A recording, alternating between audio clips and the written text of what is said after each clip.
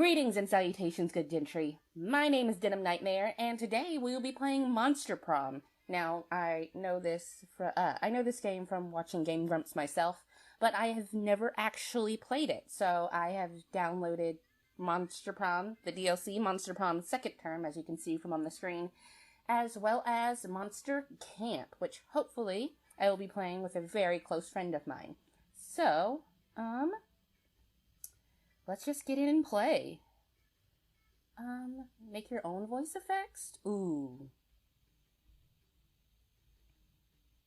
Nah, I know some of the voice actors in here. I know of some of the voice actors in here, so let's listen to their voice effects. Yes, because they're adorable. Alright, we have me. We are going to do the first term. Alright, so today we'll be just playing a short game and just see how it is. Spooky high school, the sweetest years of our lives. Back then when we were young and unafraid, sometimes reckless, sometimes brilliant, sometimes just stupid, but always willing to live life to the fullest. We were on a wild journey to discover who we really were. Choose your player. Oh, adorable. Also adorable. But, I mean, come on. How could you not? Amira. Yeah. Pronouns. We'll stick with she. But, yes, Amira. Love the name. Alright. And yet we had to experience its ultimate challenge. Monster Prom.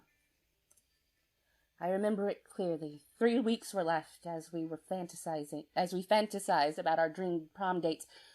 We were all scrambling to catch the attention of one of our 6 most charismatic classmates. Miranda Vanderbilt, 19, a sweet mermaid princess who was as cute as she was genocidal. Damien LaVey, 21, a fearless demon with a taste for destruction and love of fire. Scott Howell, a werewolf athlete who compensated his rather small brain with a stupidly huge heart. Liam de Lioncourt, around 400-ish. A hipster vampire whose standoffish demeanor hid that he was truly a lovable dork. Polly Geist, 22, a party ghost with an insatiable hunger for all the wrong things. And Vera Oberlin. Vera Oberlin, 23, a mean, self-made organ with a merciless sense of business. Ooh, tough choice. It was clear it had to be one of them. But who? We only had 3 weeks to choose our prom date, and even more daunting, we only had 3 weeks to woo them and conquer their hearts. But, as I already said, we were young and unafraid, and we were ready to start. Oh, who am I gonna choose? Oh, welcome to Monsters Prom's stupidest pop quiz ever. All minds are rotten, but they are rotten in so many different ways. Worry no more. We're using your PhD in bullshit to diagnose which of the deviant sicko you are. What kind of deviant sicko you are. Monsters Prom's stupidest pop quiz ever. Trademark. We'll throw a bunch of absurd questions at you and turn your answers into character stats. This way, each of you start by having stats that better reflect your true selves. Let's start! A radioactive possum just bit you. What superpower did you get? Probably rabies. Superpower of always choosing the right combination of emojis. Ooh, the incredible power of writing fan fiction so compelling, the actual creators of the TV show decided to go with my ideas and crazy ships. I'm mildly a writer, so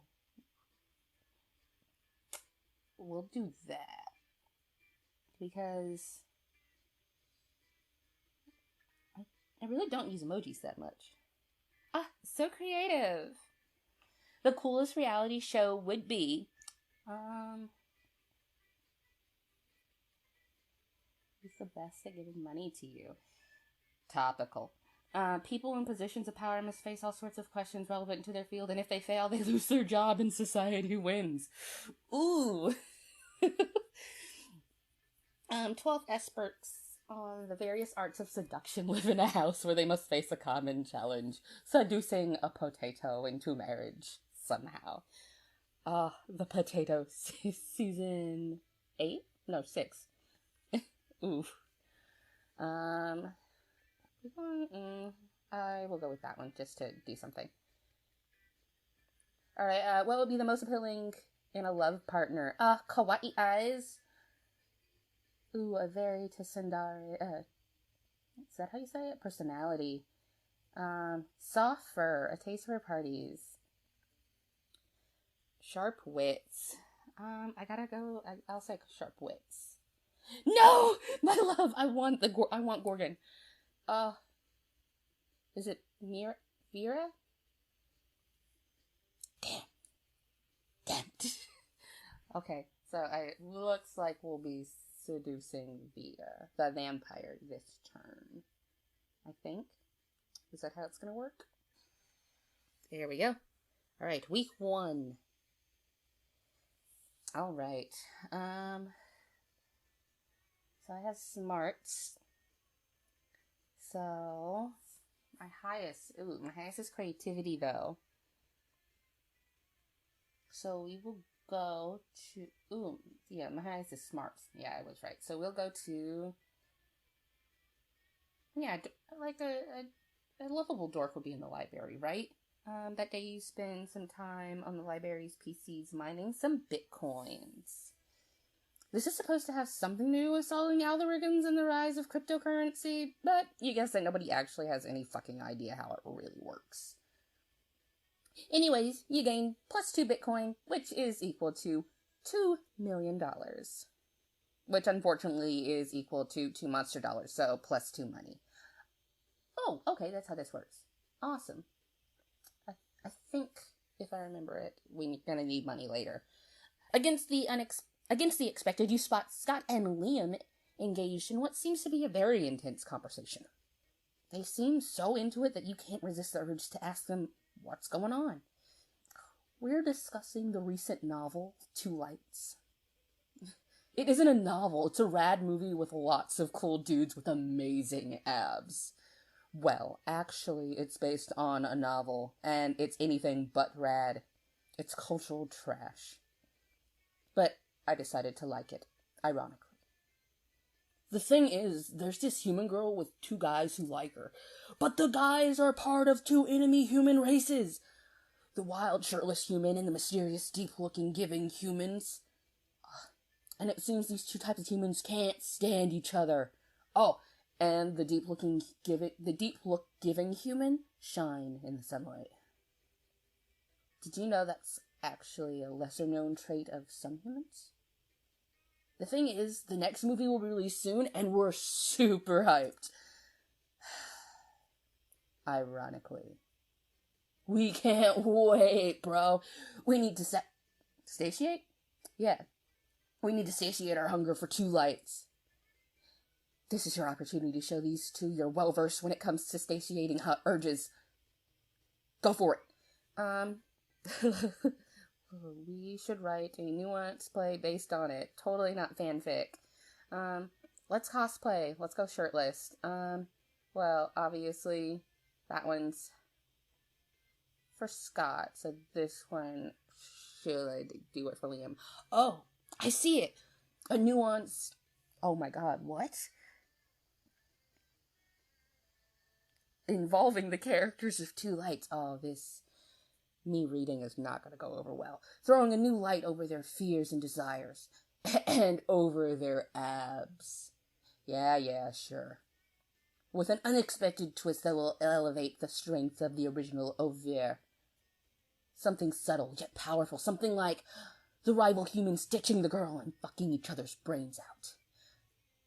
Yeah, I like that. It's artistic. Because of reasons. And if they're nude, that means more muscles and stuff. I like that. Sure. It sounds a lot like high form of art and nothing like thirsty fanfic. You're some kind of promoter of the arts. You gain +2 creativity and +2 smarts. Heck yeah. Alright. Oh god, this is long anyways.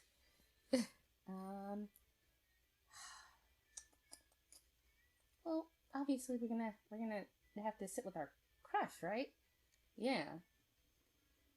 Okay, you find Liam taking a picture of his food and Scott taking a picture of also Liam's food. Ha!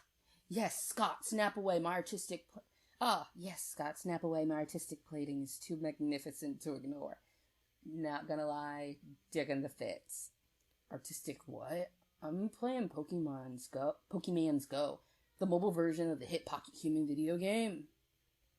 What do Pocket Mans have to do with my food pick? There's a level 43 Bernard Henson hanging out in the middle of your plate. Here, take a look. Scott, why does your phone show a tiny human doing pottery on top of my eggplant ravioli? You mean you don't know Bernard Henson? He used to be a chartered accountant, but now he's decided to pursue his dream of being a world-famous potter. That major life change has made him super rare. Pocket humans almost never follow their dreams. Well, I don't care how rare he is, his presence is spoiling my pristine food pick. Spoiling it? My pocket humans are way cooler than a boring old food pick. You take them back. Uh-oh, tempers are running a little high. Looks like it's up to you to settle this dispute.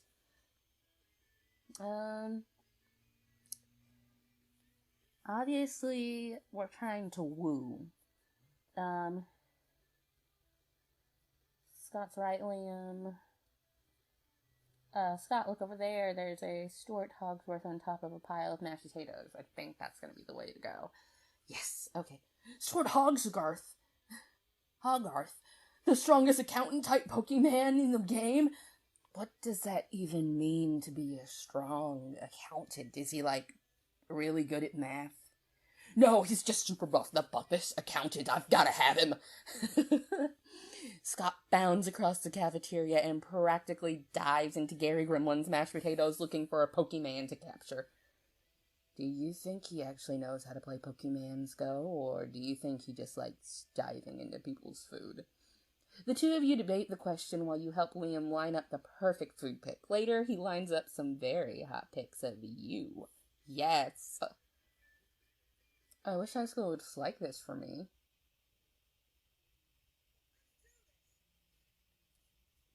Okay. Okay, well, we'll wait until we get some more money to go to the bathrooms.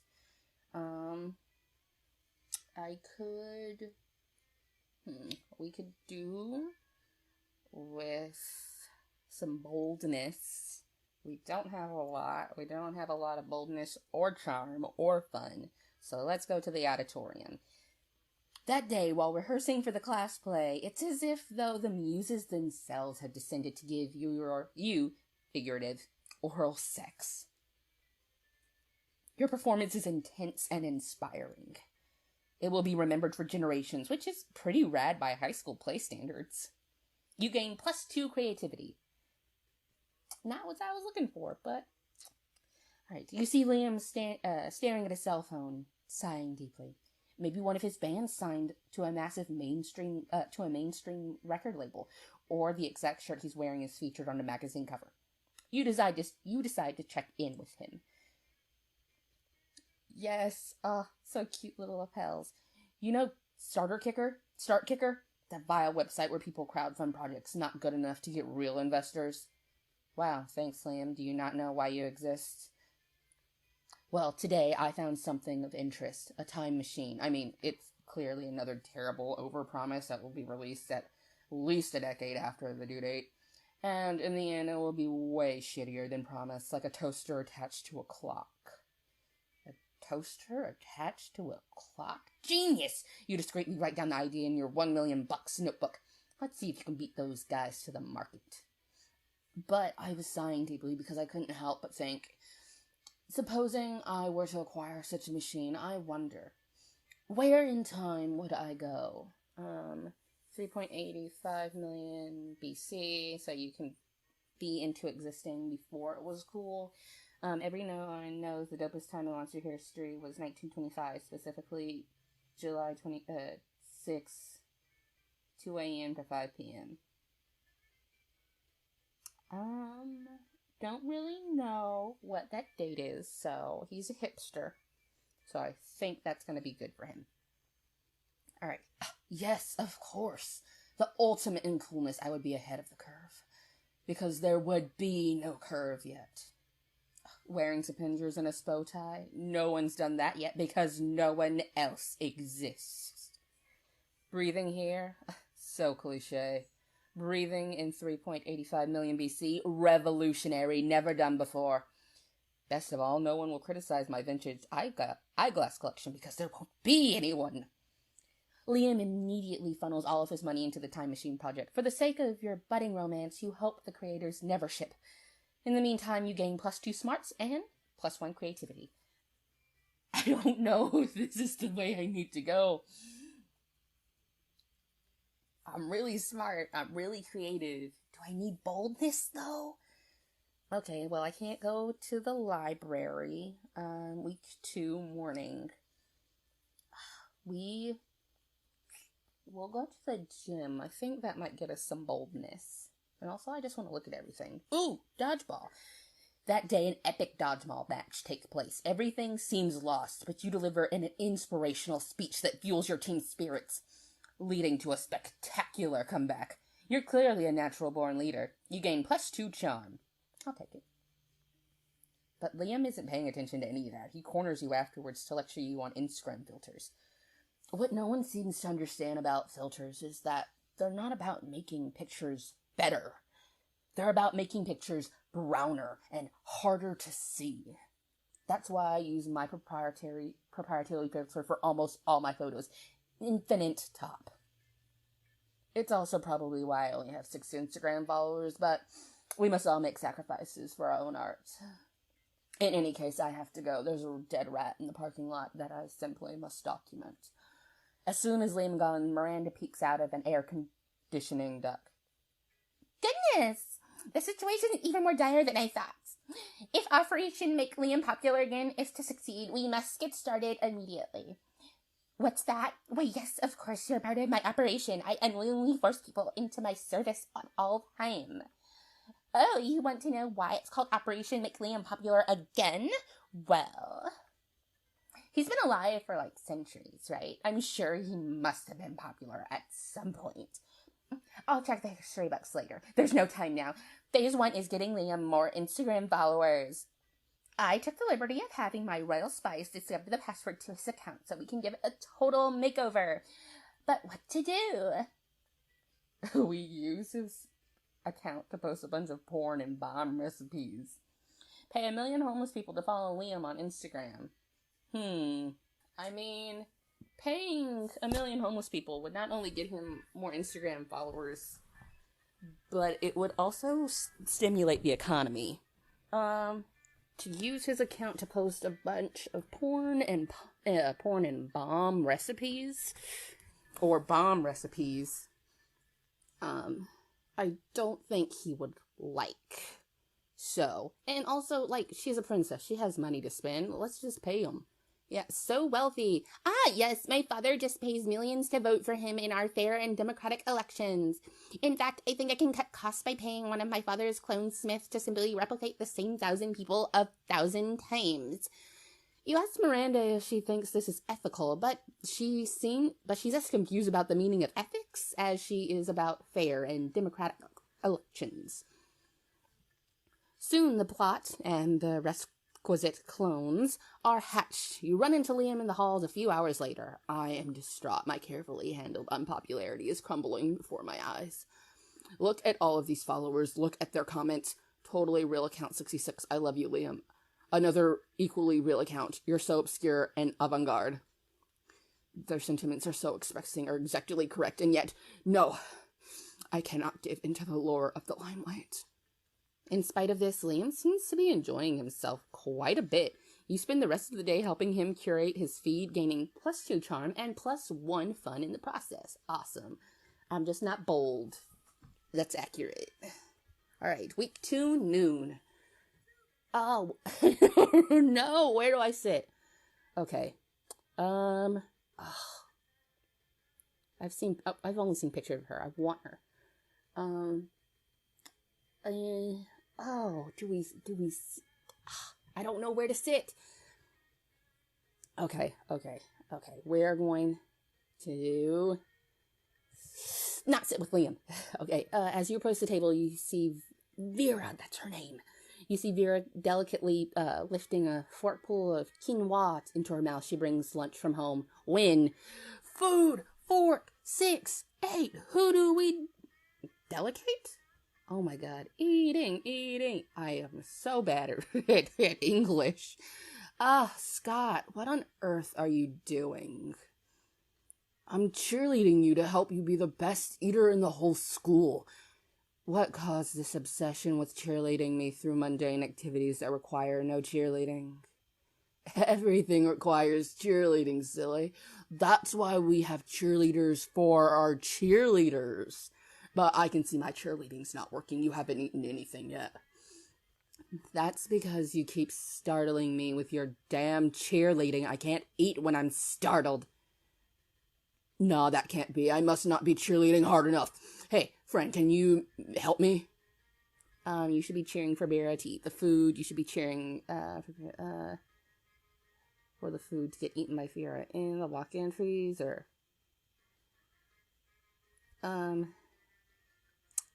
I don't want to see her mad, so... Oh, duh. Oh, yes, babe.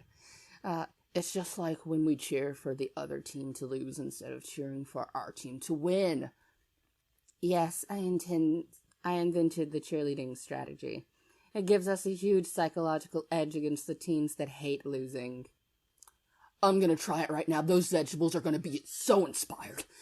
Scott runs off to the kitchen to inspire the vegetables. You can still hear his muffled shouting from the back, but it's not bad. Thanks. Now I can finally enjoy this quinoa and baby tear salad without unwanted encouragement. For the next week, the cafeteria food seems extremely eager to get into your mouth. Cheerleading really works. Wait. I got a heart from Vera. Does that mean I could have gone for anyone? Oh well.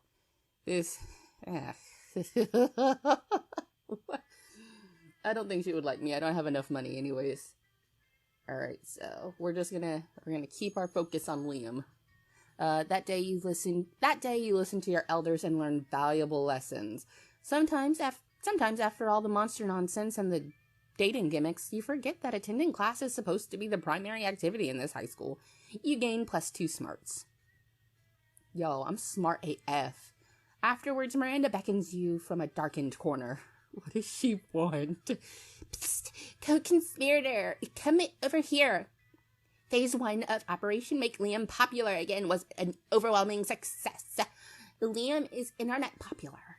Now we just need to make him real-life popular. And what better way than making him Prom King? Unfortunately, when I asked him to run for Prom King, he said, and I quote, "Never, never, never. Not in 100 years, and that's not an exaggeration because I've been alive for hundreds of years and I've never run for Prom King, so there you go." Which was clearly a scripted way of saying he wants us to make him Prom King. My first thought was to murder the current Prom King after establishing Liam as his rightful heir, but I couldn't find any bloodline charts to work from. So I suppose we must engage in this democratic election the school is holding. Now, how can we secure a win for Liam when he is opposed to running or making any efforts to win? I'll dress Lee up as Liam and give the best campaign speech anyone has ever given. I do have a lot of creativity. Pay 1 million people to vote for Liam for Prom King. Ooh. She has money. I'm gonna dress up as him. I don't have a lot of charm, so we'll see how that works. That's a great idea. You look just like him. You squeeze into some skinny jeans to suspenders and a lot of purple paint and a sense of smug superiority and gather a crowd in the auditorium. Ladies and gentlemen, gentle monsters, you say, for too long, our school has been ruled by prom kings who care about things. Caring about things makes you weak, because if you care about the wrong things, I, Liam Delancourt, will never be wrong because I don't care about anything. I don't care about my dumb clothes or my stupid man bun or any of you. To be honest, I don't even care if I win. If I don't, I'll just blow up the school with my hydrogen bomb I buried under the cafeteria. You walk off the stage to thunderous, terrified applause. You don't know whether it was the speech or the threat of extinction, but Liam wins by a landslide. Drats and curses! Rumor says I will be elected prom king in spite of my sincerest wishes. How horrible to have the love of the entire student body showered upon me. The cold blackness in my soul, which has so long sheltered me from my true emotions, God, it's thawing. This is terrible, and I am in no way enjoying it. Still, I should probably pick out a tuxedo, so as not to appear ungracious. You're happy to help Liam pick out a tuxedo. You even help measure his body. You gain +2 fun and +1 creativity. How am I not getting any boldness because of this? Alright. Let's think. We haven't been to the outdoors yet. So we'll go there. Oh, yeah. That day during recess, you start a half-hour rave that goes full crazy. You have no idea how it escalates so much, but at one point there are like 300 people. Someone summons demons from a nightmare dimension. The consequences might distort the fabric of reality itself. But who cares? It's a rad party. You gain +2 fun.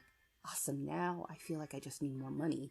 In the middle of everything, a portal opens up and swallows Vera, Polly, and Liam. You dive in to rescue them and straight into...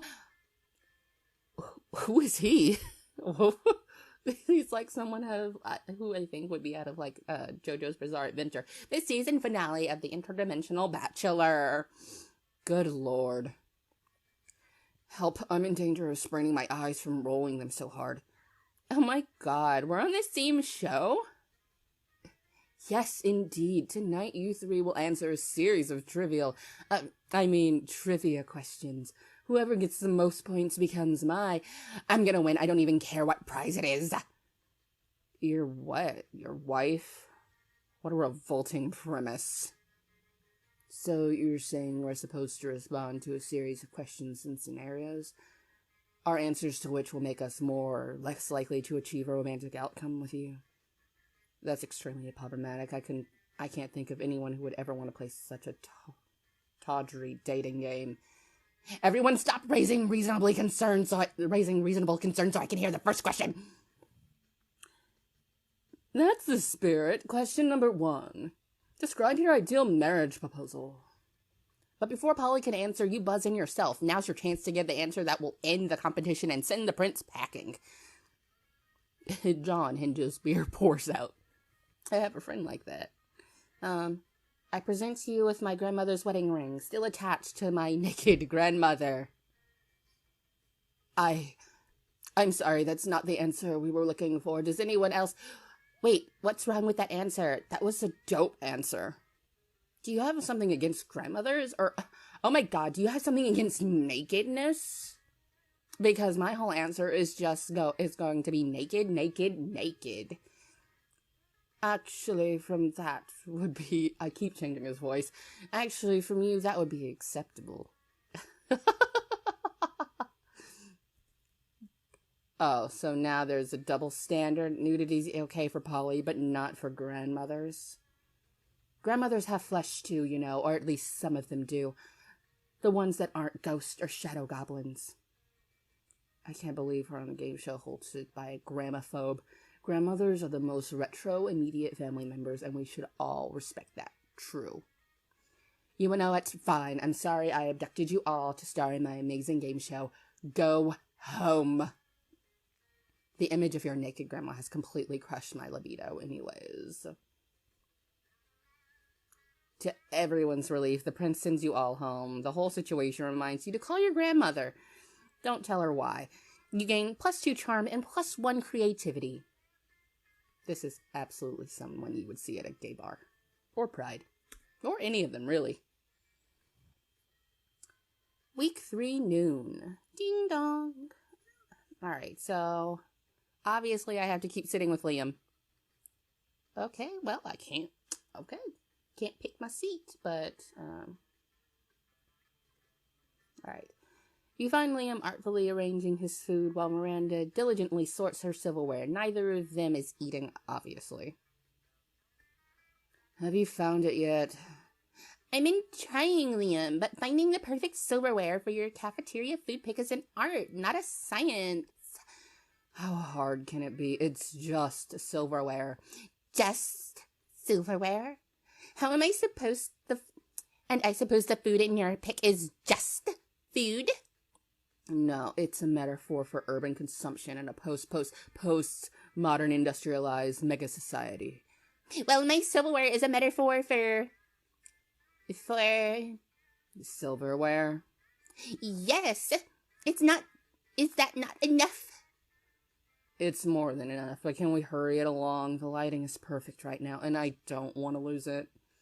You're a bit of a silverware aficionado yourself. Maybe you can speed up this selection process while simultaneously demonstrating your knowledge. Try the picture fork. It's a fork for taking pictures of. Nothing conveys elegance like the taste of a... Does that say like a gloating spoon? Or, okay, it says gloating. I thought it said goating spoon there for a minute.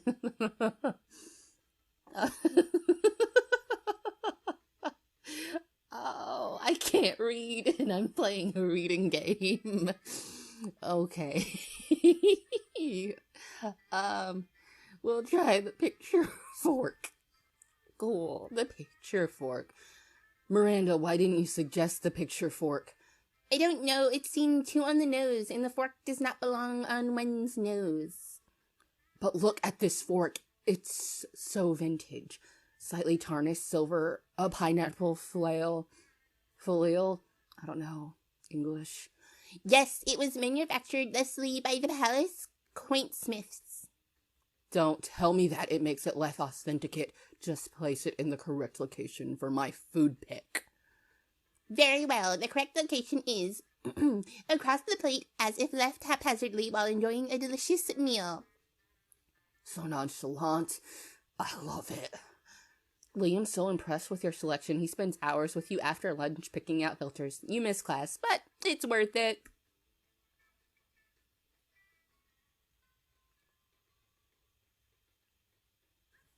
Why is it nighttime? Oh, week 3 evening. Have we been doing evening? I don't know. Okay. Oh, shit. Is it prom night? Is that why? Is that what's happening? I don't know what's happening. I think we've been everywhere except the bathrooms. And I don't know. We've been to the gym. We've been outdoors. We've been to the library. We've been to class. We've been to the auditorium.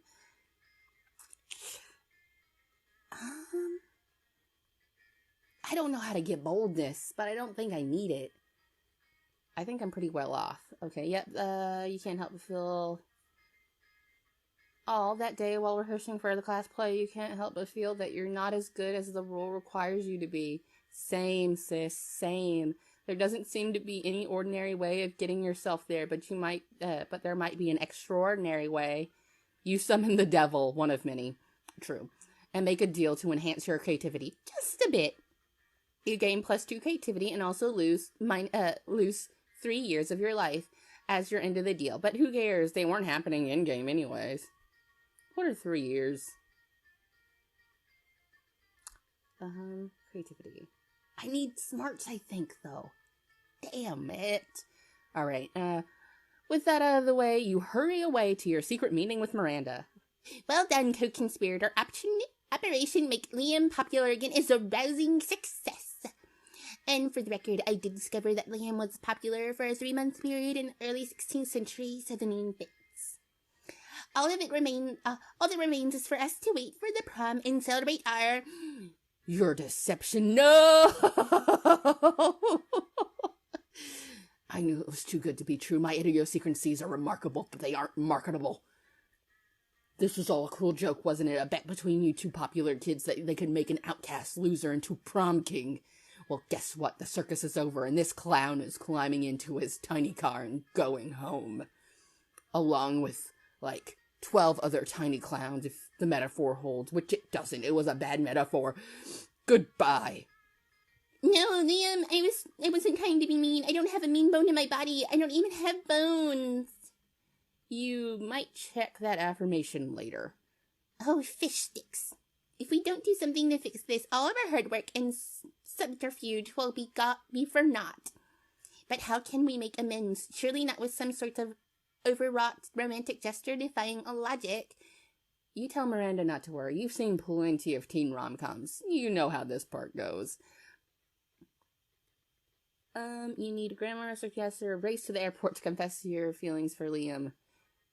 I mean, that is absolutely rom-com. Or K-drama, so. Oh, achievement unlock. True to yourself. Have I been getting achievements and just not seeing them? Well, I'll check later. Alright. Wait, how did you know Liam was about to board a plane? Are you stalking him? That's not for you to judge, narrator. If you are, that's fine. Thank you. Isn't that what all romantic comedies have ever taught us to do? It is. Anyway, you find Liam in the international terminal at Spooky Airport, waiting in line to board. You pass through the airport security by telling them that you're there for a romantic gesture, because airport security might say no to terrorism, but they can't say no to love. You're too late. I'm going to Belarus, where my calculations have revealed that nobody likes me, and I can go back to being unpopular.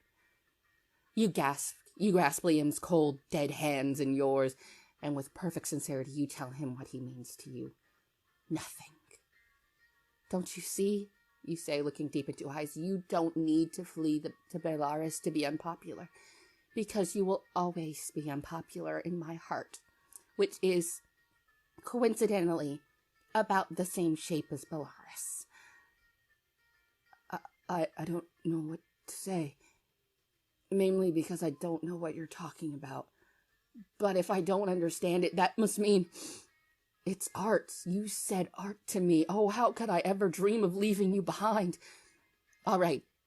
If it makes you happy, I'll return to Spooky High School and don that heavy prom crown. But only because I know that no matter how popular I get, there will always be one person who thinks I'm only so-so. The people in the airport line clap and cheer, clearly not understanding anything you two just said to each other. Lee accompanies you back to the school and you gain +2 creativity and +1 smarts. Also, you should visit the hospital since your heart being in the shape of Belarus can't mean anything good health-wise. It's the -3 years from the deal with the devil. The prom. Who will you ask to prom? I want Vera.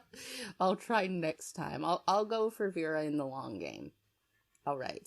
And it's me. So I've been courting Liam. So I think we have the most chance. If not, I may cry myself to sleep. Ask Liam to the prom. Yes. Yeah, let's do this. Who could have foreseen this? Liam and Amara. Prom royalty. Oh, that was unexpected. We did it! This was all our plan. We fought for love, and love won. Liam is popular again. Huzzah! Anyway, after all these years spent avoiding cliches, this doesn't feel as bad as I imagined. Maybe doing a 180-degree turn from cliches is good, but embarrassing cliches is like making a 360 turn from them. So disruptive. At that moment, Miranda becomes distracted by some other wacky plan and leaves you with Liam mumbling to himself. Such a lovable dork. Prom night arrives and the two of you decide to embrace all cliches from slow dancing to actually having fun. Aww. That's such a wholesome picture. With Miranda in the background. After the coronation, Liam admits he's having a great time, which is causing him to reflect on all the cliches he avoided all these years, which he could now embrace. Then he puts his hands over yours and says, and you know what the biggest cliche of all I've been avoiding is? Love. I don't even care how cheesy that sounded. Boy, that was cheesy. But you know what? You don't care either. Okay, one secret I got a secret ending? Or are they all secret endings? One ending out of 34. 9 events out of 422. And 9 outcomes of 1,514. Amara, most diplomatic smile. And Liam's quote, if idiots could fly, this place would be an airport. I think I'll try to get all... this is a big thing. If I will try to get all 34 endings. Obviously, the outcomes, that's a lot. That's a lot to do, and I only have 9. But maybe it's possible. But I do want to try to get all of the endings. So, yeah, so I think we will keep this as a series and see where it goes. Yeah, and also I get to do fun voices like Miranda. Aw, beautiful. Oh, okay, there's more. Those 3 weeks were maybe the most epic and absurd weeks of our lives. After the monster prom, we kept living our lives, falling in love, battling for friendship, and learning about who we were and who we could be. And you know what? Like it always does, life happened, and it was wonderful. Liam and Scott co-wrote a weird, cheesy fanfic of Twilight that became unexpectedly popular to the point it turned into a well-known novel of its own. Half the characters are shirtless for all the right reasons. Miranda used her vast knowledge of serfs to get a job handpicking the best serfs for other people. Unsurprisingly, she ended up leaving her serfs to do the work. Polly graduated from doing lots of ayahuasca, and now she appears to hallucinating people and acts as their spirit animal. For those 3 weeks, the monster prom seemed larger than life, and then it was gone just like that. The battle for monster prom might have ended then, but there were plenty of battles left in that war called youth. But once again, you were young and unafraid, and we were ready to start. Ah, beautiful glitch and those awesome guys. Ah, oh, that's so cute. Oh, love Polaroids. Unlocked. You have unlocked 6 new images in the gallery. Dope. Alright, so again, we will be leaving this here, but I definitely want to try to get all the endings and at least, or at the very least, go be successful with each one of the characters, because why not? They're all amazing. They're all voiced by wonderful people. And this game is just so dang adorable, y'all. Alright. So for now, I bid you all adieu. Until the next time. Bye-bye.